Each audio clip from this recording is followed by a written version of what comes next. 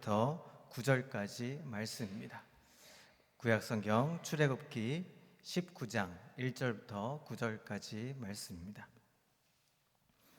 1절부터 8절은 제가 읽고 마지막 9절은 우리 합독하겠습니다. 이스라엘 자손이 애굽 땅을 떠난 지 3개월이 되던 날 그들이 시내 광야에 이르니라. 그들이 르비딤을 떠나 시내 광야에 이르러 그 광야에 장막을 치되 이스라엘이 거기 산 앞에 장막을 치니라. 모세가 하나님 앞에 올라가니 여호와께서 산에서 그를 불러 말씀하시되 너는 이같이 야곱의 집에 말하고 이스라엘 자손들에게 말하라. 내가 애굽 사람에게 어떻게 행하였음과 내가 어떻게 독수리 날개로 너희를 업어 내게로 인도하였음을 너희가 보았느니라. 세계가 다 내게 속하였나니 너희가 내 말을 잘 듣고 내 언약을 지키면 너희는 모든 민족 중에서 내 소유가 되겠고 너희가 내게 대하여 제사장 나라가 되며 거룩한 백성이 되리라. 너는 이 말을 이스라엘 자손에게 전할지니라. 모세가 내려와서 백성의 장로들을 불러 여호와께서 자기에게 명령하신 그 모든 말씀을 그들 앞에 진술하니 백성이 일제히 응답하여 이르되 여호와께서 명령하신 대로 우리가 다 행하리이다. 모세가 백성의 말을 여호와께 전하매 함께 읽습니다. 여호와께서 모세에게 이르시되 내가 빽빽한 구름 가운데서 내게 임함은 내가 너와 말하는 것을 백성들이 듣게 하며 또한 너를 영영히 믿게 하려 함이니라. 모세가 백성의 말을 여호와께 아뢰었으므로. 아멘. 할렐루야. 하나님의 은혜와 평강이 삶에 넘치시기를 그리스도의 이름으로 소망합니다. 여러분, 매일매일 잘 먹고 잘 입고 또 좋은 차 타고 좋은 집에 살면 얼마나 행복할까요? 여러분, 생각만 해도 행복하지 않겠습니까? 저도 소망합니다. 잘 먹고 잘 입고 좋은 집에 살고 좋은 차 타고 다니고 싶습니다. 우리가 살다가 가끔 이런 질문을 하게 되죠. 배부르고 등 따뜻하면 모든 것이 행복합니다. 산의 진비도 필요 없죠. 배고플 때 라면 한 그릇, 짜장면 한 그릇이 먹고 난 후에는 산의 진비가 필요 없는 것이죠. 우리가 그렇게 생각하는 것 자체가 행복의 첫걸음이고 아마 기초일 겁니다. 그것을 빼고 어떤 형태로든 행복을 말한다는 건 어떤 의미에서는 맞지 않을 수 있습니다. 그런데 우리가 여기서 조금 더 깊게 그 의미를 생각하고 질문을 던져 보아야 합니다. 정말 잘 먹고 잘 입고 좋은 차 타고 좋은 데서 살면 정말 행복할까요? 아마 그렇지 않은 것 같습니다. 잘 먹고 잘 입고 좋은 집에 살고 좋은 차 타고 다닌다고 행복해지는 것만은 아닌 것 같습니다. 뉴스에서 종종, 아니 최근에 자주 소식을 듣죠. 아주 행복해 보이고 아주 잘 살 것 같은 사람들이 자기의 목숨을 스스로 끊는 경우들을 봅니다. 그리고 잘 사는 나라일수록 자살률이 높다고 하죠. 왜 그럴까요? 먹을 것이 없거나 환경이 나쁠까요? 나빠서 그렇습니까? 복지시설이 잘 되어 있지 않아서 그럴까요? 그렇지는 않을 겁니다. 그런 사회들을 잘 살펴보면 부유하거나 명예를 가지고 있거나 권력을 가지고 있는 사람들 중에는 허무주의자들이 많다고 합니다. 이것은 진정한 삶의 의미나 행복이 물질적인 것에서만 오는 것이 아니라 정신적인 것에서 오는 것이고 그리고 영적인 데서 완성된다는 것을 말해주는 반증입니다. 육체적인 것에서부터 행복이 시작되기는 하지만 정신적, 나아가 영적인 데서 그 행복이 완성된다는 것을 보여주는 것입니다. 물론 광야 같은 세상에서 살고 있는 우리에게는 기본적인 가장 필요한 것은 먹고 마시고 입는 것일 수 있습니다. 그래서 직장을 가지고 돈을 벌어서 생존을 위한 기본적인 문제, 또 먹고 입고 자는 문제는 반드시 해결해야 할 문제고 숙제일 겁니다. 그리고 자녀들을 또 교육을 잘 시키는 것도 우리에겐 필요한 것입니다. 그러나 이러한 것이 충족되었다고 광야에서 버틸 수 있다고는 장담할 수가 없습니다. 이스라엘 백성들이 하루 이틀이 아닌 40년 동안에 광야에서 버틸 수 있었던 것은 목마를 때 쓴 물을 변해서 단물을 내게 하시고, 또 먹을 것이 없었을 때 하늘에서 비처럼 내려주신 만나와 메추라기의 때가 먹을 것이 되고, 바위에서 샘물이 나고 원수가 공격했을 때 그 원수를 물리치는 것이 전부는 아니었습니다. 그들이 광야에서 버틸 수 있었던 것, 가장 중요한 그 버팀목은 바로 하나님과 동행하는 것이었습니다. 자, 그러면 하나님과 어떻게 동행할 수 있었을까요? 하나님은 인간이 아니시고 영이시기 때문에 눈으로 볼 수도 없고 귀로 들을 수도 없고 손으로 만질 수도 없는데, 그분을 구체적으로 내 삶에서 만날 수 있는 과연 비결은 무엇이었을까요? 그래서 이스라엘 백성에게 먹고 마시고 입는 문제에 대한 비밀스러운, 그러나 기초적인 축복을 주셨지만 진정한 축복은 어떤 것이냐? 율법을 주셨다는 것입니다. 가장 중요한 것은 무엇을 가졌느냐 하는 것이 아닙니다. 바로 말씀인 하나님과 동행하는 것. 이스라엘 백성들이 광야에서 받았던 가장 핵심적인 축복은 율법과 성막입니다. 오늘 율법이 주는 은혜의 축복이 무엇인지 함께 오늘 본문을 살펴보면서 그 은혜를 나누고자 합니다. 오늘 이 말씀, 결국은 하나님의 말씀을 그들이 받았습니다. 하나님의 말씀을 받았다는 것은 하나님을 받았다는 것입니다. 하나님의 말씀이란 무엇입니까? 바로 하나님 그 자신을 말씀합니다. 하나님은 시내산에서 자신의 율법, 말씀을 이스라엘 백성들에게 광야에서 살아갈 수 있는 원칙과 원리를, 그리고 지침서로 주셨습니다. 그들은 말씀을 받아 먹고 그 말씀과 동행하며 삶으로 광야 같은 세상에서 40년을 버틸 수 있었습니다. 그리고 아무 문제 없이 잘 살아낼 수 있었습니다. 집도 없고 먹을 것도 없는 그 쓰라린 고통이 변해서 축복이 되는 것을 맛보고 살 수 있었습니다. 몇 년 동안이요? 40년 동안. 사랑하는 성도 여러분, 세상을 사는 비결은 바로 말씀입니다. 말씀이 만약 우리에게 있다면, 하나님의 율법이 마음속에 있고 율법과 동행하며 산다면 분명히 이 광야 같은 세상에서 사는 것이 고통스럽고 힘든 것이 아니라 천국으로 변하게 된다는 것입니다. 여러분, 오늘 19장 본문의 1절 말씀을 함께 보겠습니다. 1절 함께 읽습니다. 시작. 이스라엘 자손이 애굽 땅을 떠난 지 3개월이 되던 날 그들이 시내 광야에 이르니라. 애굽을 떠나서 3개월이 되던 때입니다. 그들은 유월절이 있었던 니산월이라고 불리는 그 유월절, 그 절기를 떠나서 애굽을 떠났습니다. 그리고 지금은 3월이 되었고 고대하던 시내산이 있는 광야에 도착했습니다. 그들이 가야 할 곳은 모래가 있는 광야가 아니었고 시내산이었습니다. 그들은 시내산으로 가야만 했습니다. 왜 시내산으로 가야 했을까요? 바로 그 시내산에는 명령이 있었기 때문입니다. 우리도 언제든지 시험에 들면 은혜를 받았던 처음의 장소, 하나님의 음성을 들었던 그 장소가 있을 겁니다. 저에게도 은혜의 장소가 있습니다. 가장 힘들고 가장 어렵고 가장 고통스럽고 어떻게 할 수 없을 때, 옴짝달싹 할 수 없을 때 생각나는 곳, 생각나는 장소가 하나 있습니다. 아마 여러분들에게도 있겠죠. 하나님의 음성을 들을 수 있는 그 장소로 한번 돌아가 보십시오. 그러면 그곳이 바로 회복의 장소가 될 겁니다.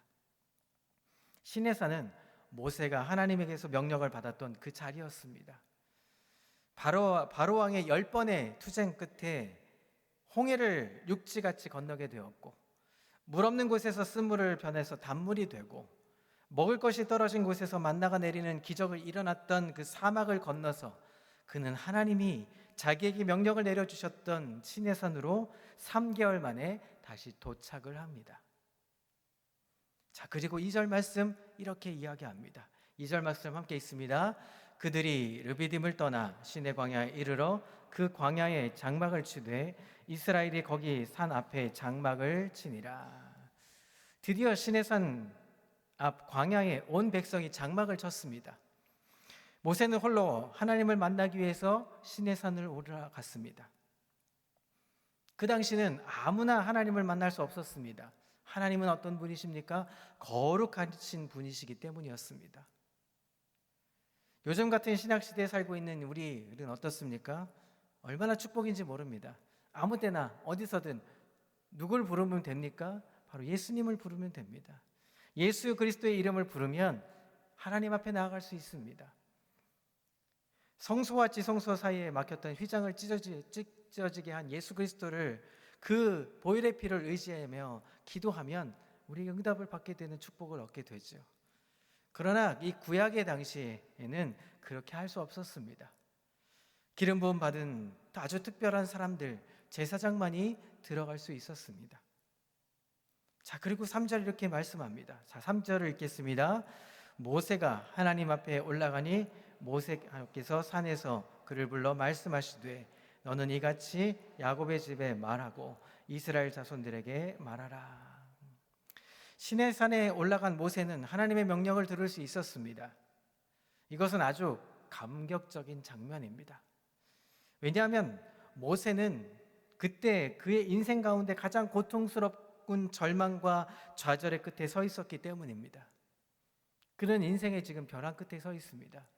200만 명의 사람들을 넘게 이제 출애굽을 해서 광야의 시내산에 머물렀는데 도대체 어떻게 해야 될지 알 수 없었습니다. 여러분, 사람은 누구나 벼랑 끝에 한 번쯤은 서보게 됩니다. 그럴 때 인간은 정직해집니다. 벼랑 끝에 섰을 때, 자기가 어떻게 할 수 없을 때, 아무것도 손에 쓸 수 없을 때 비로소 그때 정직해지죠. 모세는 40년 동안 광야에서 소망 없이 짐승처럼 살았습니다. 하나님의 음성을 듣지도 못하고 양떼를 돌보며 그렇게 살았습니다. 소망 없이 양떼를 몰고 살고 있었던 그 시내산 한 기슭을 걷고 있을 때 떨기나무를 보았습니다. 그 떨기나무는 불꽃이었습니다. 불이 타고 있는데 나무는 타지 않았죠. 이것이 하나님의 불이었습니다.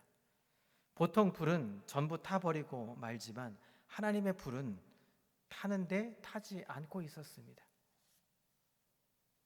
사랑하는 성도 여러분, 그럴 때가 바로 은혜의 때고 구원의 때라는 것을 우리에게 설명해 주고 있습니다. 가장 벼락 끝에 있을 때 하나님을 만나게 되죠. 모세는 거기서 불꽃에 빨려 들어갑니다. 불에 가까이 접근합니다. 그때 하나님은 이렇게 말씀하십니다. 모세야, 모세야, 이리로 가까이 하지 말라. 너의 선 곳은 거룩한 땅이니 내 발에서 신을 벗으라. 지금까지 모세는 하나님의 커튼 뒤에서 만났습니다. 하나님을 만날 때 직접 만나기보단 뒤에 커튼 뒤에서 만났습니다. 40년 동안 분명히 하나님은 계시는데 대면하지 못하고 있었습니다. 사랑하는 성도 여러분, 하나님이 살아계신다고 믿고 계시지 않습니까? 그렇다면 그분과 대면을 해야 합니다. 그분과 만나야 합니다. 그래야 그분이 수면 위로 커튼 뒤에서 커튼을 걷고 직접 만나게 되는 것이죠. 하나님이 그동안 모세의 삶을 인도하고 역사해 주셨습니다. 그렇게 기도하고 믿었습니다. 그러나 모세는 하나님과 정면으로 만나야 했는데 그 정면을 만날 수 있는 그곳이 바로 그 시내산에서 만났던 것입니다. 모세는 하나님을 만나서 깜짝 놀랐습니다. 하나님은 모세에게 출애굽기 3장에 나오는 명령을 내리십니다. 3장 7절 8절입니다. 여호와께서 이르시되 내가 애굽에 있는 내 백성의 고통을 분명히 보고 그들의 감독자로 말미암아 부르짖음을 듣고 그 근심을 알고 내가 내려가서 그들을 애굽인의 손에서 건져내고 그들을 그 땅에서 인도하여 아름답고 광대한 땅, 젖과 꿀이 흐르는 땅, 곧 가나안 족속, 헷 족속, 아모리 족속, 브리스 족속, 히위 족속, 여부스 족속의 지방에 데려가려 하노라. 하나님은 자기의 꿈을 지금 모세에게 이해하고 계셨습니다. 애굽의 감독자들의 손에서 400년 동안 매일 고통을 겪으며 고생하고 있는 내 백성의 신음을 듣고 내가 그들을 건져내겠다.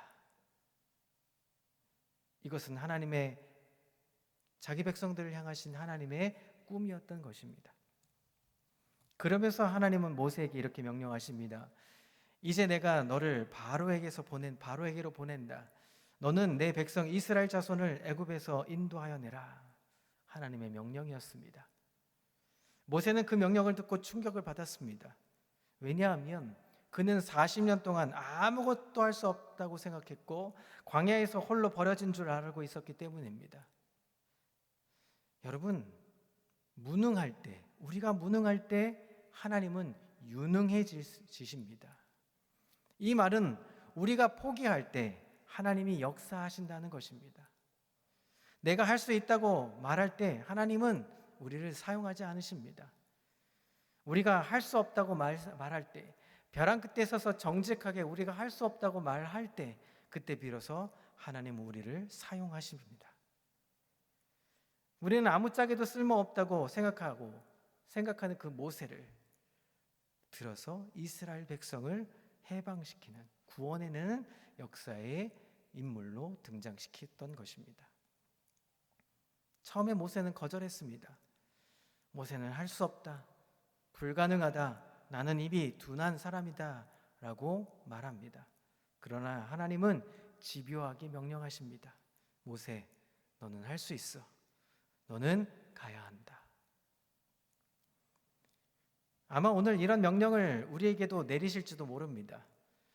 모세는 권력의 화신인 바로와 대면하러 이제 애굽 땅으로 들어갑니다.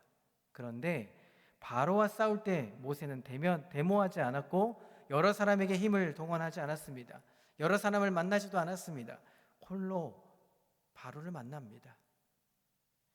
여러분, 우리에게는 영적 싸움이 있습니다. 영적 싸움을 싸워갈 때마다 우리는 항상 혼자 싸워야 합니다. 물론 믿음의 동지들도 있지만 결국은 혼자 싸워나가는 길입니다. 10번의 무서운 영적 싸움이 있었습니다. 마지막 싸움에는 장자가 모두 죽는 끔찍한 일이 일어났습니다. 그러나 그 싸움만으로 끝나지 않았습니다. 홍해 앞에서 그들이 섰을 때 그들은 절망이라는 이름 앞에 설 수밖에 없었습니다. 이것은 바로와의 싸움보다 더 깊은 절망이었습니다. 그렇지만 하나님은 홍해를 갈라 육지처럼 건너게 하십니다. 그것이 끝이 아니었습니다. 홍해를 건너가 보니까 젖과 꿀이 흐르는 땅이 아니었습니다. 물 한 방울 나지 않는 곳, 먹을 것이 없는 사막이었습니다. 원수들이 자기들을 공격하는 핍박받는 곳, 광야였습니다. 그런 광야의 고난을 통해서 이제 모세는 하나님이 시내산에서 자기에게 주었던 그 명령을 의지하며 천신만고 끝에 하나님이 명령을 내리셨던 그 자리로 돌아왔습니다. 3개월 만에. 애굽에서 행한 모든 일은 너희가 한 것이 아니고 하나님께서 하신 것, 그 이야기가 4절에 등장합니다. 모세에게는 감격스러운 순간이었습니다. 모세에게 하나님은 어떻게 대답하셨습니까? 자, 4절을 보겠습니다. 오늘 본문의 4절입니다. 함께 읽습니다. 시작. 내가 애굽 사람에게 어떻게 행하였음과 내가 어떻게 독수리 날개로 너희를 업어 내게로 인도하였음을 너희가 보았느니라. 하나님은 애굽에서 행한 모든 일을 너희가 한 것이 아니다, 그리고 내가 했다라고 선언하십니다. 10번의 싸움과 홍해를 가르는 것은 모세가 한 것처럼 보입니다. 모세가 이스라엘 백성들을 데리고 나왔고 홍해를 갈라서 이스라엘 백성들이 홍해를 건너게 했던 것, 모세가 한 것처럼 보였습니다. 그러나 그것이 아니었습니다. 바로 하나님이 하셨던 것입니다. 사랑하는 성도 여러분, 우리 평강교회도 50여 년 전에 우리가 세웠다고 생각했지만 누가 하신 것입니까? 하나님이 세우신 것입니다. 하나님이 이 강북 땅에 필요하셔서 일대 목사님을 통해서 세워지고 2대 3대를 거쳐서 지금의 윤아중 목사님과 함께 그 걸음을 걷고 있는 것, 그것은 하나님이 세우셨던 것입니다. 하나님은 우리를 사용하셨을 뿐입니다. 우리의 헌신과 우리의 헌사를 가지고 우리의 헌신과 노력과 그 섬김으로 하나님은 우리를 통해서 일하셨던 것입니다.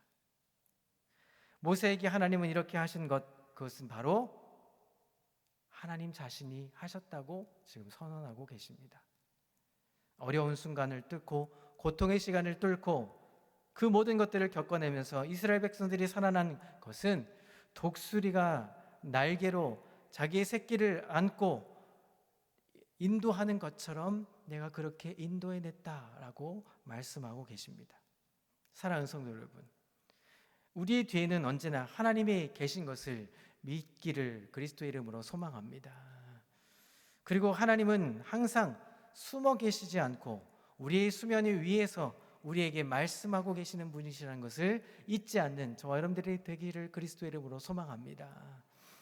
하나님께서 왜 이스라엘 백성들을 애굽에서 탈출해서 독수리 날개로 덮으면서까지 그들을 보호하셨을까요? 그 험한 광야 생활과 그 어려운 싸움에서 투쟁하게 하면서까지 왜 여기로 시내산에 오게 하셨을까요? 그것은 하나의 약속, 축복을 이루게 하기 위해서였습니다. 그 내용이 바로 5절과 6절의 이야기입니다. 자, 5절과 6절 천천히 읽어보겠습니다. 함께 읽습니다. 세계가 다 내게 속하였나니 너희가 내 말을 듣고 내 언약을 지키면 너희는 모든 민족 중에서 내 소유가 되겠고 너희가 내게 대하여 제사장 나라가 되고요 거룩한 백성이 되리라.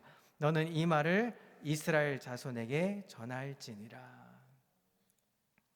하나님이 이스라엘 백성들을 애굽의 감독자의 손에서 건져내고 홍해를 건너게 하고 험한 광야를 통과하게 한 이유가 무엇입니까? 바로 내 백성을 삼기 위함이었다는 것입니다.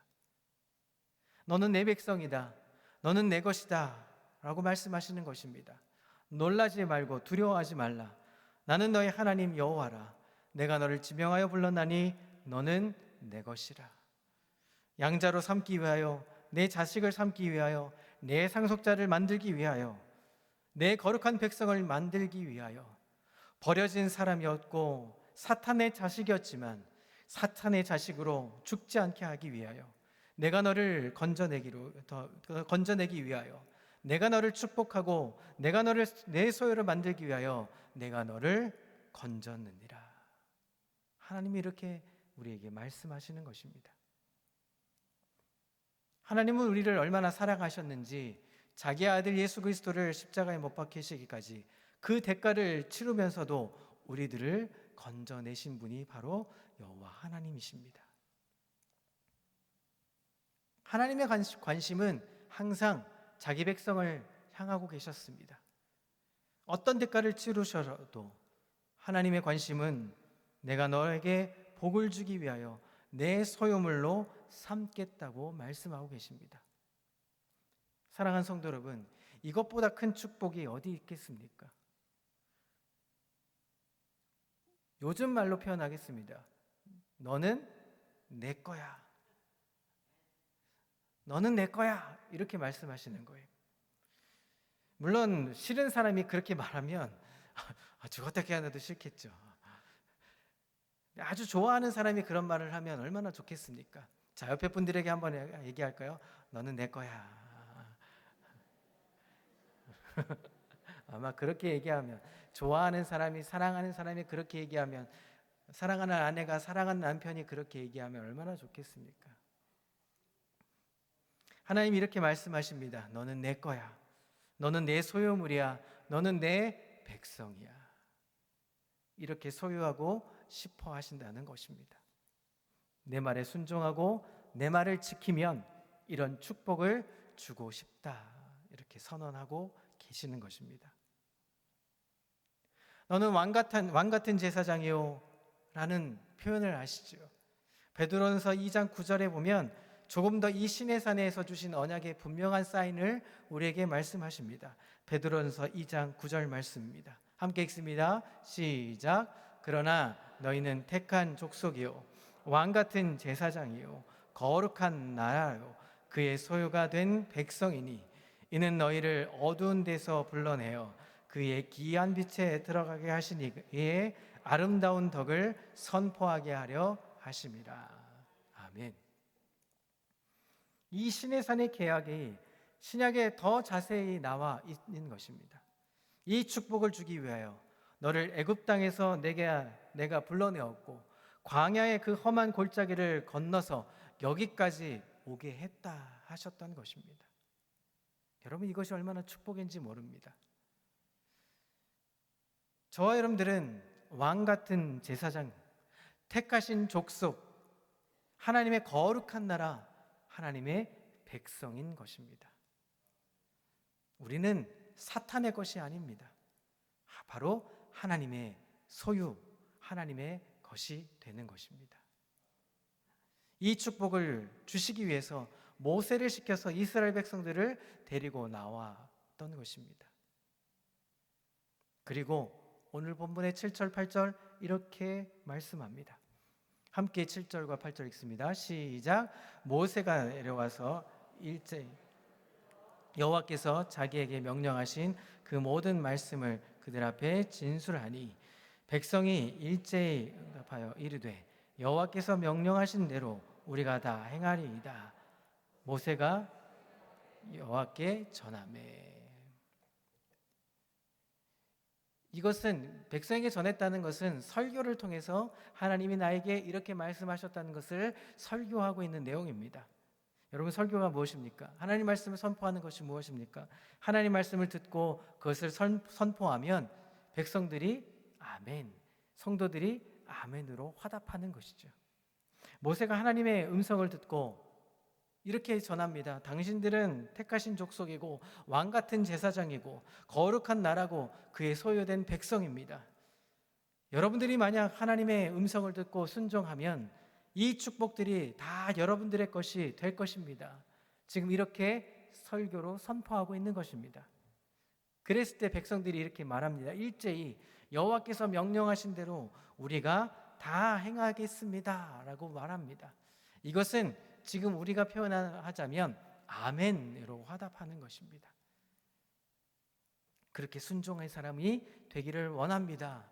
그렇게 되겠습니다 하고 우리가 그 축복의 메시지를 받게 되는 것입니다. 오늘 이 말씀을 통해서 우리는 두 가지를 보게 됩니다. 첫째로, 어떻게 이 약속이 우리에게 올 것인가? 이 축복의 메시지가, 이 축복의 말씀이 어떻게 우리에게 올 것인가? 그것은 바로 첫 번째로 순종입니다. 말씀에 순종하라는 것입니다. 신명기 8장에 보면 이스라엘 백성을 40년 동안 광야의 길로 가게 한 것은 우리를 낮추고 시험하시기 위해서였다라고 말씀합니다. 우리를 조금 더 낮추고 조금 더 낮아져서 하나님께 나아갈 수밖에 없도록 우리를 만들어지는 시험대였던 것입니다. 하나님은 언제든지 우리를 낮추시고 시험하여서 말을 듣는지 듣지 않는지 알고 싶어 하십니다. 하나님이 제일 기뻐하시는 것이 무엇입니까? 바로 순종과 헌신입니다. 그래서 순종과 헌신이 가장 중요합니다. 제사보다 순종이 나은 거죠. 하나님은 순종하는 사람과 겸손한 자를 들어 사용하십니다. 우리가 능력이 있어서 쓰는 것이 아닙니다. 바로 순종하기 때문에, 헌신하기 때문에 우리를 들어 사용하시는 것입니다. 또 하나가 있습니다. 모세가 다시 한번 시내산에 올라가서 굉장히 강력한 말씀을 말씀하시는 것이 있습니다. 그것은 성결입니다. 불꽃나무, 가시떨기나무 가까이 모세가 다가왔을 때 하나님이 이렇게 말씀하시죠. 모세야, 모세야, 가까이 하지 말라. 너 있는 곳은 성결한 곳이니, 내 거룩한 곳이니, 정결한 곳이니 내 발에 신을 벗으라. 이 축복의 산으로 올라가는 비결의 첫 번째는 순종. 그러나 그것보다 더 중요한 것은 거룩하고 정결해지는 성결을 말씀하고 있는 것입니다. 하나님의 백성에게 요구된 것은 능력이 아닙니다. 바로 순종입니다. 그리고 성결입니다. 거룩해지는 것입니다. 순종과 이 거룩함, 정결함, 성결 앞에 하나님은 기가 막힌 모습으로 나타나신다고 우리에게 말씀합니다. 오늘 우리가 읽지 않은 19장의 16절에 이렇게 이야기합니다. 16절을 함께 읽습니다. 시작. 셋째 날 아침에 우레와 번개와 빽빽한 구름이 산 위에 있고 나팔 소리가 매우 크게 들리니 진중에 있는 모든 백성이 다 떨더라. 18절에 이렇게 말씀합니다. 함께 읽습니다. 시작. 시내산에 연기가 자욱하니 여호와께서 불 가운데서 거기 강림하심이라. 그 연기같이 떠오르고 온 산이 크게 진동하며. 19절에는 나팔 소리가 점점 커지고 20절에 이르러 연기가 자욱한 시내산 꼭대기에 여호와께서 강림하시고 그곳으로 하나님이 모세를 부르시는 장면이 계속 기억합니다. 구름 속에서, 천둥과 번개 속에서 나팔 소리와 함께 연기가 자욱한 위엄과 하나님의 영광이 시내산에 가득 찼습니다. 사랑하는 성도 여러분, 바로 우리 평강교회 이 예배당이 시내산같이 하나님의 영광이 가득 차서 우리가 성전에 모일 때마다, 성전에 올라올 때마다, 이 예배당에 올라올 때마다 하나님의 영광에 감동이 되고, 죄 있는 사람이 우리가 들어오면 넘어져서 꼬꾸라져서 하나님 앞에 나아갈 수 있는 은혜의 장소가 되고, 기쁨의 장소가 되고, 하나님의 영광된 장소가 될 수 있기를 그리스도의 이름으로 소망합니다. 우리 교회가 그런 기쁨의 은혜가 넘치는 교회, 그런 예배당이 되기를 소망합니다. 더 중요한 축복의 열쇠가 있습니다. 그것은 20장의 1절부터 3절에 이렇게 소개하고 있습니다. 20장 1절부터 3절입니다. 함께 읽습니다. 시작. 하나님이 이 모든 말씀을 말씀으로 이르시되 나는 너를 애굽 땅 종되었던 집에서 인도하여 낸 내 하나님 여호와니라. 너는 나 외에는 다른 신들을 내게 두지 말라. 그렇게 하시면서 하나님이 우리에게 무엇을 주십니까? 율법인 십계명을 주십니다. 이스라엘 백성들이 광야에서 살 수 있는 지침서를 선포하십니다. 이것은 하고 저것은 하지 말라 율법을 주셨습니다. 율법을 받은 것만큼 더 큰 축복은 없습니다. 율법은 완전하고 의롭습니다. 율법은 축복이 되는 것입니다. 완전하고 의로운 말씀은 축복이고 내 발의 등이고 빛이 되는 것입니다. 시편 19편 17절에서 10절은 이렇게 말씀합니다. 아주 우리가 기억해야 될 좋은 말씀이죠. 함께 읽습니다. 시작. 여호와의 율법은 완전하여 영혼을 소성시키며 여호와의 증거는 확실하여 우둔한 자를 지혜롭게 하며 여호와의 교훈은 정직하여 마음을 기쁘게 하고 여호와의 계명은 순결하여 눈을 밝게 하시도다. 여호와를 경외하는 도는 정결하여 영원까지 이르고 여호와의 법도 진실하여 다 의로우니 금 곧 많은 순금보다 더 사모할 것이며 꿀과 송이꿀보다 더 달도다. 아멘. 하나님의 말씀은 어떤 것입니까? 어떤 것보다 예리합니다. 우리의 영과 혼과 관절과 골수를 쪼개고 남을 만큼 하나님의 강력한 은혜의 말씀이 우리에게 있다는 것입니다. 사랑하는 성도 여러분, 하나님의 말씀은 우리의 발의 등이고 빛이 됩니다. 이 광야 같은 캄캄한 세상에서 살아갈 때 어떤 소망을 가질 수 있습니까? 집도 없고 먹을 것도 없고 춥고 배고픈 이런 기가 막힌 광야라는 악조건 속에서 하나님의 백성들이 40년 동안 승리할 수 있었던 비결은 바로 율법이었던 것입니다. 그 율법은 무엇입니까? 말씀입니다. 사랑하는 성도 여러분, 승리하며 사는 비결은 옛날이나 구약시대나 지금이나 똑같습니다. 세상에 제일 웃기는 사람들이 무엇입니까? 주일 예배 한 번 드리고 신앙생활 잘 한다고 착각하는 사람들이 제일 웃긴 사람들입니다. 어제 배부르게 먹은 밥이, 아니 오늘 아침에 배부르게 먹은 밥이 저녁 때까지 가지 않습니다. 오늘 음식은 오늘 먹어야 합니다. 오늘 잘 먹었다 하더라도 그 배부름이 내일까지 가지 않습니다. 내일 먹은 양식은 내일 먹어야 하는 것이죠. 하나님의 은혜의 말씀을 매일매일 배부르게 먹어야 하는 것입니다. 새벽 예배를 통해서, 수요 예배를 통해서, 금요 기도회를 통해서, 주일 예배를 통해서, 아니 우리가 매일매일 말씀의 성경을 읽고 말씀을 듣고 말씀을 배우면서 우리의 영양식을 배부르게 꽉꽉 채워야 합니다. 매일매일 해야 합니다. 습관처럼 해야 합니다. 그것이 있을 때 비로소 우리가 배부르게 먹고, 그리고 든든하게 먹고, 감사함으로 먹고, 힘있게 먹고, 그래서 우리는 이 땅 가운데 행복하게 잘 살 수 있게 되는 것입니다. 광야에서 살 수 있는 비결은 다른 것이 없습니다. 우리가 외롭고 고독하고 속상하고 상처받는 모든 이유들은 다 무엇입니까? 하나님 말씀 안에 거하지 않기 때문입니다. 하나님 말씀에서 멀어졌기 때문입니다.